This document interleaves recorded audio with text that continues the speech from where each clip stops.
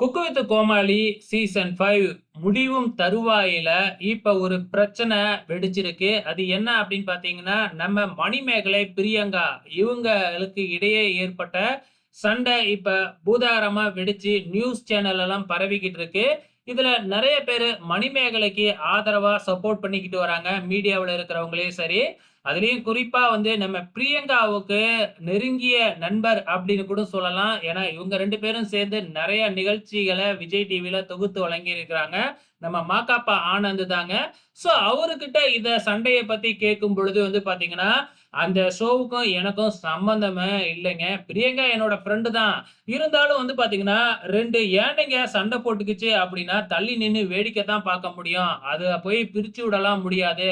யார் மேல தப்பு இருக்கு அப்படின்னு எனக்கு என்ன தெரியும்? நான் அங்க இருந்திருந்தா கூட வந்து பார்த்தீங்கன்னா, யார் மேல தப்பு இருக்கு அப்படின்னு சொல்ல முடியும். நான் அங்க இல்லவே இல்ல. என்கிட்ட வந்து இத பத்தி கேட்கிறீங்களே அப்படின்னு நம்ம மாக்காப்பா அத பத்தின கருத்தே சொல்லவே இல்ல. அதே டைம்ல நீங்க பிக் பாஸ்க்கு போகலையா? அப்படின்னு சொல்லி கேட்கிறப்ப, நானே ஒரு மாதிரியான ஆளு. பிக் பாஸ் வீட்டுக்குள்ளலாம் போனேன்னா, அங்க இருக்கிற கேமராவெல்லாம் அடிச்சு உடைச்சுப்புடுவேன்.